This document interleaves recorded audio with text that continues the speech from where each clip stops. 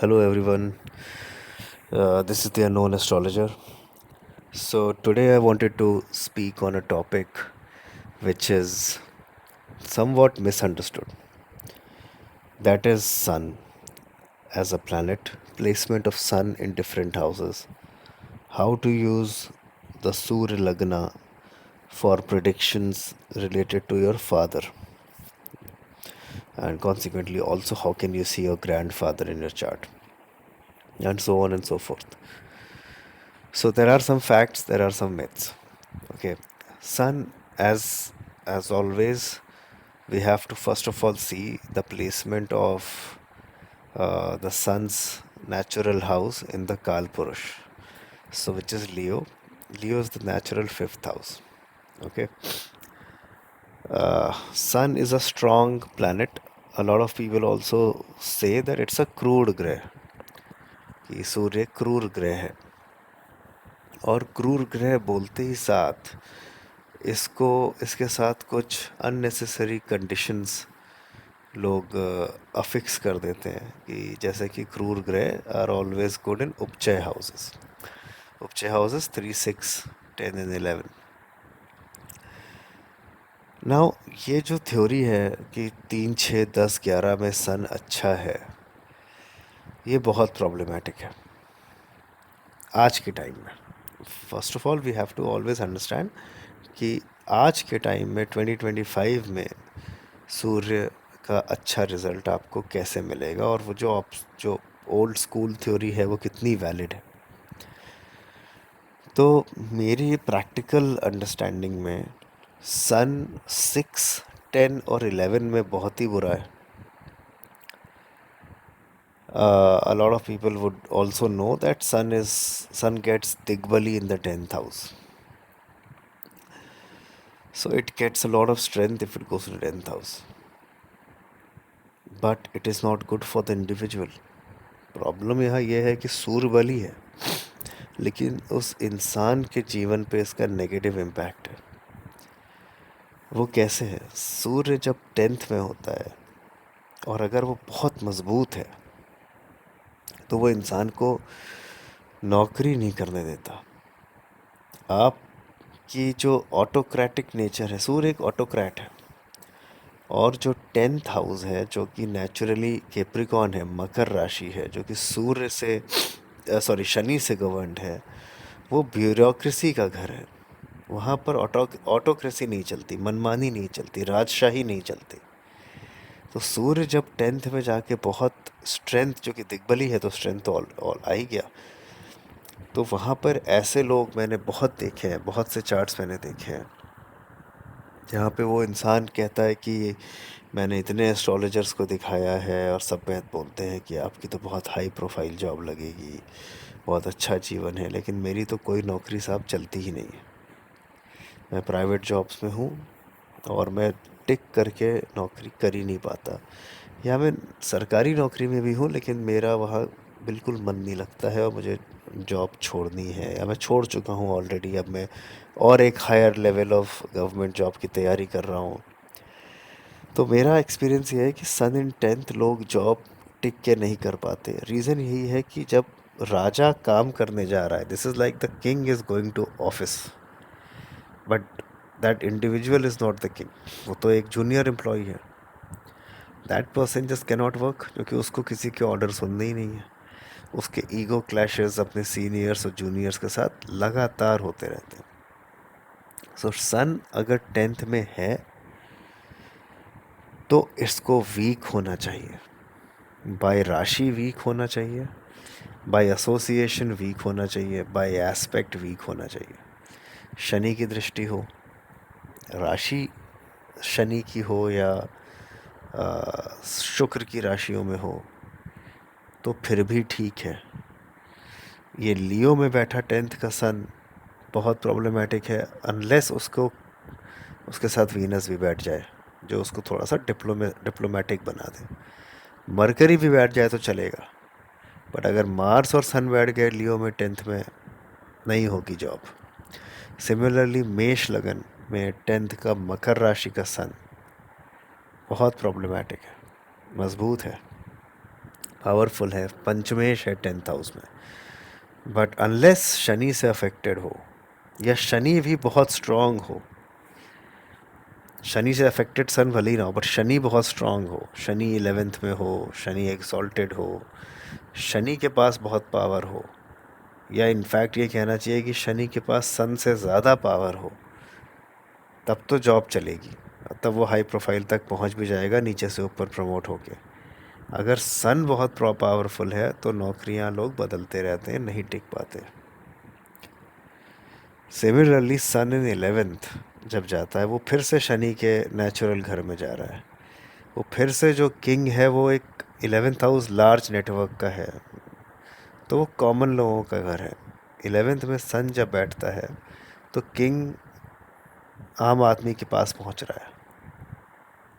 इसमें इंसान हमेशा चाहेगा कि हर नेटवर्क का मैं सेंटर बनूं, जो कि सन सेंटर बनना चाहता है, रॉयल्टी चाहता है, बट वो बन नहीं पाएगा। तो ऑफिस में जो कॉन्वर्सेशंस हैं, टीम मीटिंग्स हैं, एकदम लेमैन की बात कर रहा हूँ, जो टीम मीटिंग्स हैं, कॉन्वर्सेशंस हैं, उसमें ये इंसान पार्टिसिपेट नहीं कर पाता, फिर ईगो बीच में आती है और फिर से जॉब छोड़ने की तरफ इंसान को मोटिवेट करता है या अपना बिजनेस के लिए मोटिवेट करता है। सन 10th और 11th में आप कभी भी किसी के भी चार्ट में देखो, अगर वो अपना बिजनेस कर रहा है, यहाँ पे डिसीजन मेकर वो अकेले है, ऑटोक्रेसी चल रही है, उसकी मनमानी चल रही है, वहाँ पे ग्रोथ होगी, प्रोवाइडेड दशा सपोर्टिव हो। बट अगर वो इंसान जॉब्स कर रहा है तो वो कभी सेटिस्फाइड नहीं है, मल्टीपल जॉब चेंजेस करेगा, नहीं टिक पाएगा, धीरे धीरे करके उसका मन हट सकता है। इन इन इन वेरी एक्सट्रीम सिचुएशंस मैंने ऐसे बहुत से चार्ट्स देखे जहाँ पे बहुत लॉन्ग पीरियड्स ऑफ अनएम्प्लॉयमेंट लोगों को झेलना पड़ता है because of sun in 10th और सन इन 11th। चला देता है वो दोनों घरों की सैटर्न वाली क्वालिटीज़ को। जब आपके अंदर सैटर्न की क्वालिटी जल जाती है तो आप सर्विस नहीं कर पाते, नौकरी किसी का नौकर बन नहीं सकते आप अपने नौकर बन सकते हो, आप बिज़नेस करो, अपने फैमिली बिज़नेस करो, या तो आप सीधे हाई प्रोफाइल पे जाना चाहोगे कि मैं सीधे आईएएस बन जाऊँ, पीसीएस बन जाऊँ, सीधे बहुत हाई प्रोफाइल पे एंट्री करूँ। अब अगर दशा अंतरदशा एक्सक्यूज मी 10th हाउस आपका 10th लॉर्ड आपको सपोर्ट करता है तो आप पहुंच जाओगे वहाँ पर, नहीं है तो आप नहीं पहुंचोगे और छोटी जॉब कर नहीं पाओगे। इनफैक्ट मैं फिर भी बोलूँगा हायर पोजीशंस की जॉब में भी अगर सन 10th में बहुत ज़्यादा पावरफुल है, वहाँ पे भी बहुत क्लैशेस हैं, बहुत प्रॉब्लम्स हैं। तो सन 10th और 11th बहुत ही चैलेंजिंग पोजीशन है for any employee. For an employer it's a decent position, it's a good position, अगर आपका बिजनेस है तो अच्छा है। सन 11th में एक और प्रॉब्लम है कि आपका जो नेटवर्क है उसमें आपका नेटवर्क बहुत डल लोगों का हो जाता है। आप स्मार्ट हो बट ज़्यादातर लोग आपके आसपास आपसे डल हैं, इसकी वजह से ईगो पंप होती है, लोग आपको सही बोलते हैं, अरे वाह बहुत अच्छा बात कर रहा है, क्या बात कर रहा है, बहुत स्मार्ट आदमी, क्योंकि वो आप उतने स्मार्ट एक्चुअली में नहीं हो, लेकिन आपका नेटवर्क बहुत डल लोगों का है। ये एक प्रॉब्लम आती है। इनफैक्ट सन इन 11th में जो फादर है इस इंसान का, वो फादर भी कंपैरेटिवली रिलेटिवली डल है, दिमाग से थोड़ा वीक है, और एट टाइम्स वो फादर या फादर फिगर्स जितने भी हैं उसके लाइफ में, वो एट टाइम्स शर्मिंदा करने वाली बात, कुछ ऐसी बात जो उनको नहीं कहनी चाहिए वो बात कहते हुए देखे जाएंगे। सन इन 11th है ये, 10th में ऐसा नहीं है, 11th में ऐसा। ओके, तो सन 10th 11th में मेरे हिसाब से मॉडर्न डे एंड एज में कोई बहुत अच्छा प्लेसमेंट नहीं है, average to below average placement है। सिर्फ एक ही कंडीशन में अच्छा है, अगर आप बिज़नेस करते हो तो। बिज़नेस करोगे कि नहीं करोगे ये सन इन 10th या 11th नहीं डिफाइन कर रहा, बट अगर करते हो तो ये अच्छा है। उसके लिए हमें 7 10 कनेक्शन और बाकी कनेक्शंस देखने पड़ेंगे। 11th हाउस में सन में एक और प्रॉब्लम है कि इनकम धीरे धीरे राइज करती है, एकदम से एक्सप्लोड नहीं करेगी, स्लो राइज है, क्योंकि सन एक साइक्लिकल प्लैनेट है अर्थ के कॉन्टेक्स्ट में। वो हॉट होता है, बहुत ऊपर जाता है, नीचे आता है, तो इंसान को थोड़ी ग्रोथ मिलने में समय लगता है। वैसे भी सैटर्न के साइन में, सैटर्न के नेचुरल भाव में सन स्लोली ग्रो कर पाता है। 11th हाउस भी का असेसमेंट बड़ा कॉम्प्लिकेटेड है। 11th में सन भी अच्छा नहीं है। 11th में सबसे ज़्यादा आश्चर्य की बात यह है कि सैटर्न भी अच्छा नहीं है, क्योंकि वहाँ पे बैठा सैटर्न भी बहुत स्लो इनकम देता है आपको, तो वो भी अच्छा नहीं है। आपका नेटवर्क धीरे धीरे बनता है, फिर आपका नेटवर्क आपसे कम होशियार लोगों का बन सकता है अगर सैटर्न 11th में है। 11th हाउस में एक से ज़्यादा प्लैनेट्स होना अच्छा है। सबसे अच्छा जो प्लेसमेंट है वहाँ राहु पे, राहु का या जुपिटर का है।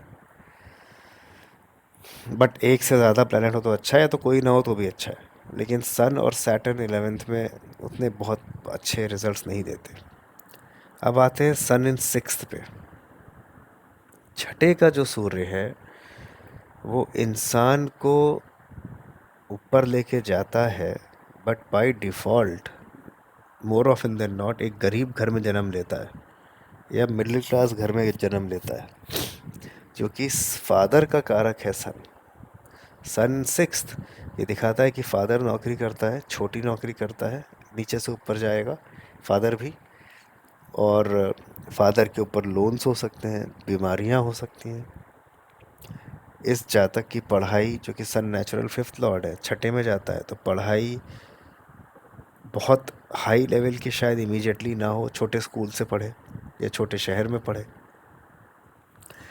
तो बेसिकली फादर के लिए अच्छा नहीं है। तो फादर के लिए अच्छा नहीं है सन इन 6, इसका मतलब कि आपके लिए आपके जीवन का जो शुरुआत है वो उतनी अच्छी नहीं देगा। तो सन इन 6th में लोग कहते हैं कि शत्रुहंता है शत्रुहंता। बट इससे अच्छी सिचुएशन तो वो होगी ना जिसका शत्रु ही ना हो, और आप वॉरियर नहीं हो, राजा महाराजा नहीं हो, पास पुराने ज़माने की तरह नहीं है कि आपको किसी से लड़ाई करनी है। तो यहाँ पे तो शत्रु, आपका शत्रु कौन है? आपका शत्रु आप खुद हो सकते हो, आपका दिमाग हो सकता है, आपकी फैमिली हो सकती है। सन इन 6 जब जाता है तो father eight times inimical behaviour करता है बेटे के साथ। फादर का सपोर्ट नहीं मिल पाता, क्योंकि फादर इज़ अंडर डेट्स और इज़ डिसीज्ड और हैज़ मल्टीपल डिजीज़ और is just very weak economically. तो ये भी अच्छा नहीं। तो 3 उपचय भाव हो गए जिसमें सन अच्छा नहीं है।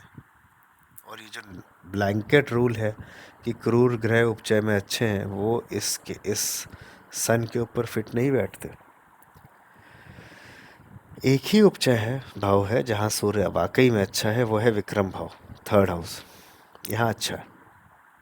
यहाँ पे बहुत बढ़िया कम्युनिकेशन स्किल्स, बहुत हार्ड वर्किंग नेचर दे देता है।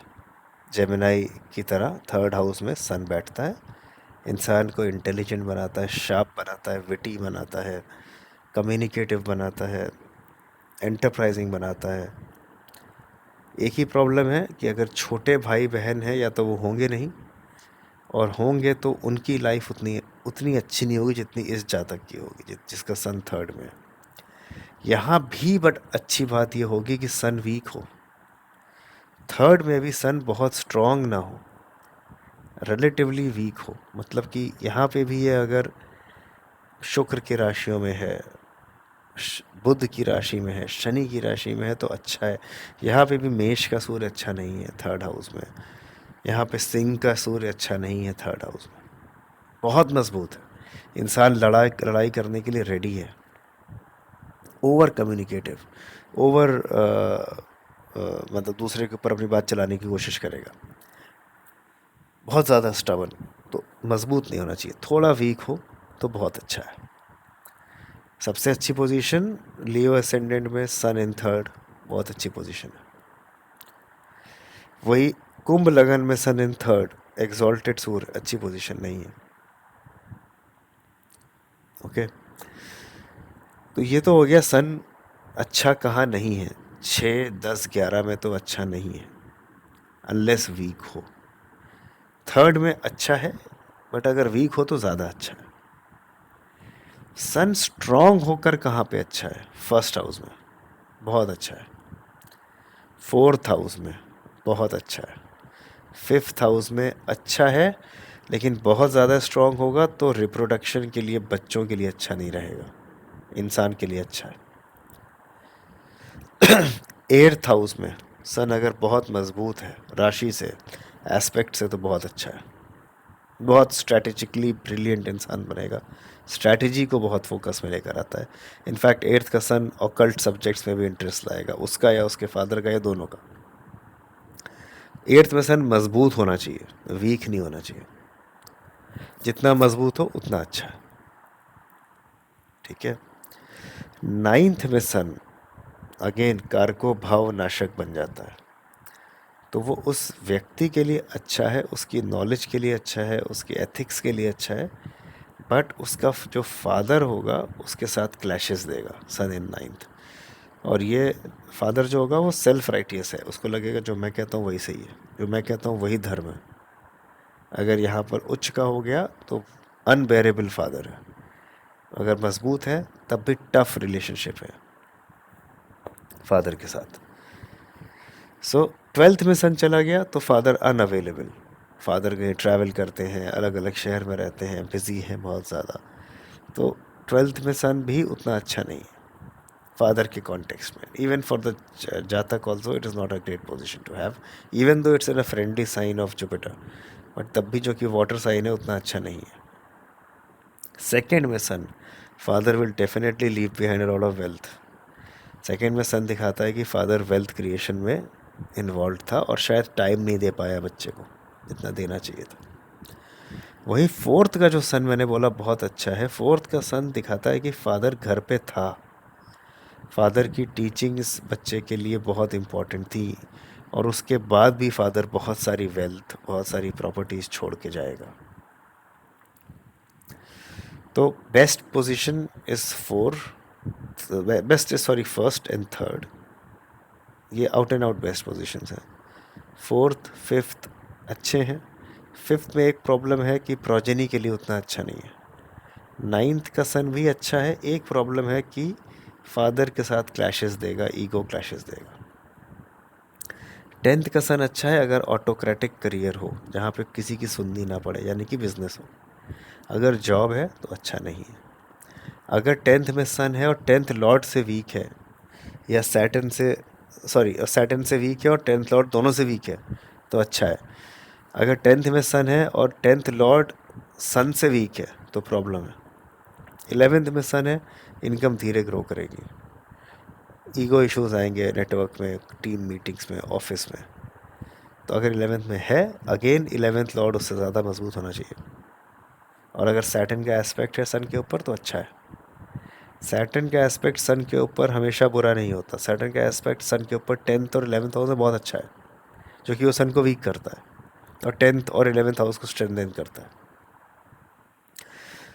थर्ड का सन एक ऐसा सन है जो कि हर तरह से अच्छा है, सिर्फ छोटे भाई बहन के नंबर कम होते हैं, एक ही भाई होगा, जो कि आजकल बहुत कॉमन है। तो आज के युग में थर्ड का सन अच्छा हो जाता है, जो कि अब कोई चार चार भाई बहन पैदा नहीं करना चाहता है।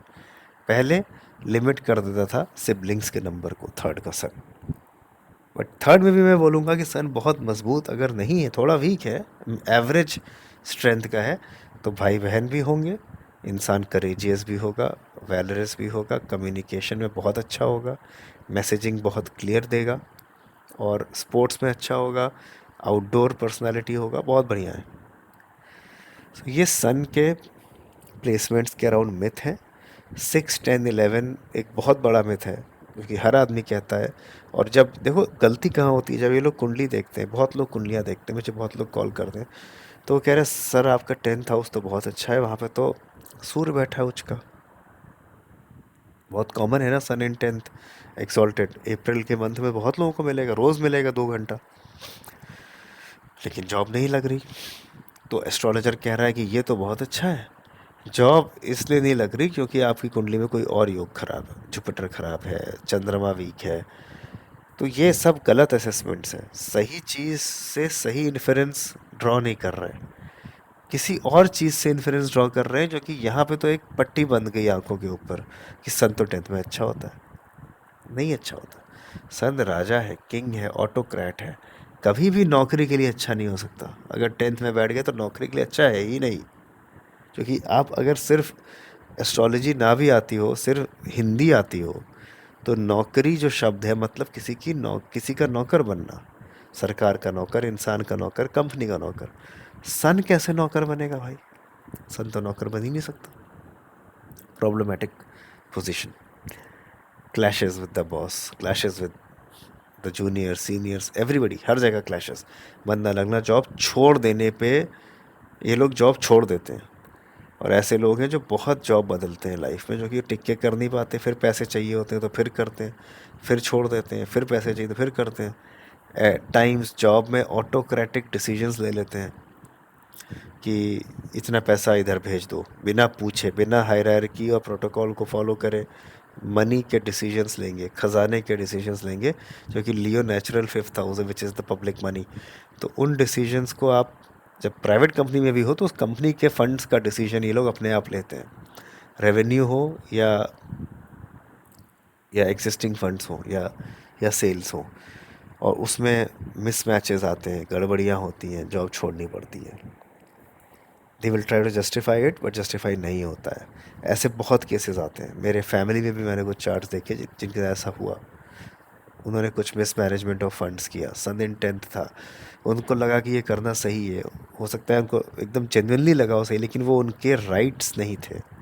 बट क्योंकि सन 10th में बैठा है तो उनको लगता है कि हर चीज़ मेरा राइट है, क्योंकि मैं तो राजा हूँ।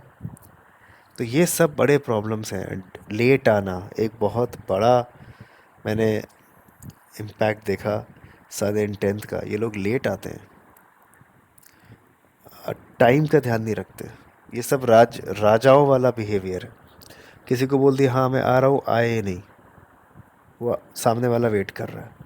ये सब प्रॉब्लम्स जॉब में बड़ी प्रॉब्लम बनती है और जॉब की कंटिन्यूटी को ब्रेक करती है। सिमिलर सिमिलर ईगो इश्यूज हैं। लेट आना और फंड गलत तरह से यूज़ करना नहीं है। सन 11th में जाता है तो ईगो इश्यूज टीम बॉन्डिंग में मेजर इश्यूज देता है। क्योंकि आप जब टीम बॉन्डिंग में जाते हो तो आप चाहते हो everybody should look at me, which does not happen. Okay, so ये प्रॉब्लम्स हैं। Now let's come to Surya lagna. Surya लगन एक ऐसा लगन है जो हम लोगों को आपके फादर की लाइफ दिखाता है। इन अराउंड 30 to 40% केसेस सूर्य लगन फादर के जीवन चार्ट को रेप्लिकेट कर देता है। बहुत जान के हैरानी होगी, रेप्लिकेट कैसे करता है ये जानना ज़रूरी है। ऐसा सेम कुंडली नहीं बनेगी, बट कुंडली कैसे बनेगी? जैसे मान लो आपके फादर के चार्ट में फर्स्ट लॉर्ड 5th हाउस में है, ओके, और 5th हाउस में जो राशि है वो है कैंसर, मान लो। अब जब आप अपना सूर्य लगन बनाओगे तो हो सकता है होगा कि आपका जो फर्स्ट लॉर्ड है वो लियो में बैठ जाए। तो जो फर्स्ट हाउस की 5th हाउस का कनेक्शन था, जो कि वहाँ पे फादर के चार्ट में फर्स्ट एंड 5th हाउस बैठा था, यहाँ फर्स्ट लॉर्ड लियो में बैठ जाए। हो सकता है लियो सेकेंड हाउस हो, लेकिन वो 5th एनर्जी दे रहा है उसको। और वहाँ पे 5th हाउस में कैंसर था, हो सकता है यहाँ पे मून से एस्पेक्ट हो जाए। इस तरह से हर हाउस का रिलेशनशिप सिमिलर मिलेगा आपको।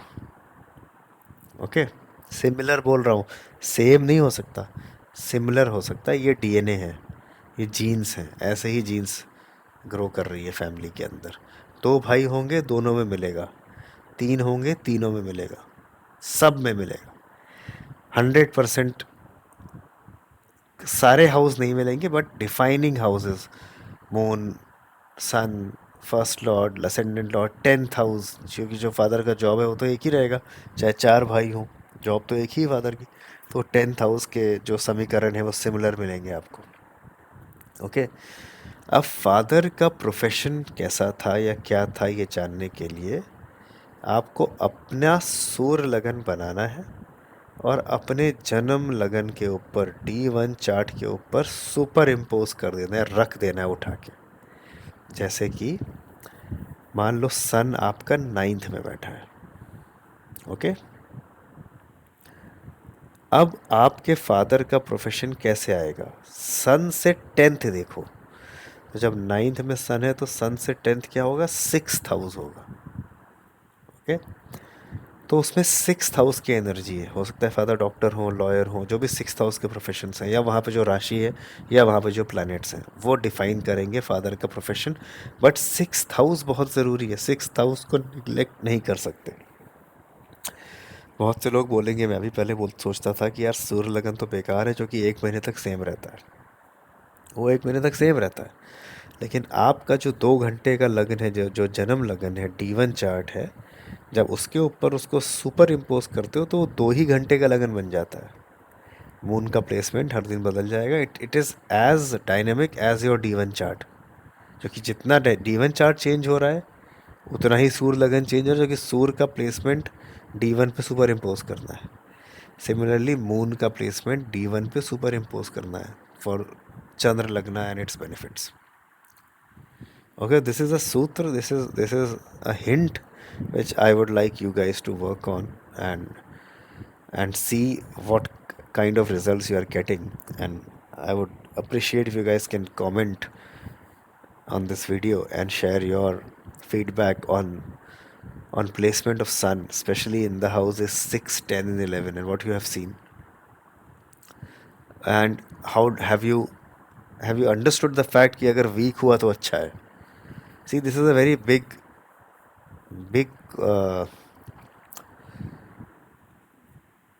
research जहाँ पे an astrologer says, which is me right now, कि ये प्लैनेट वीक होना बेटर है स्ट्रांग होने से। ये काफ़ी इंटरेस्टिंग पॉइंट हो सकता है आपके रिसर्च में। Just try to implement this and see charts with sun in the 10th, in the 11th, and see the people who have done well because sun was weak by association or by rashi in these houses. And on the contrary, the people who had a very strong sun in these houses face difficulties in their job. So have a look, and please comment on the video.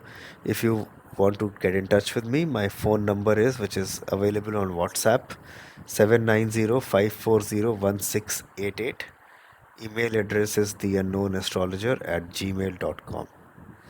Thank you. I'll be back soon.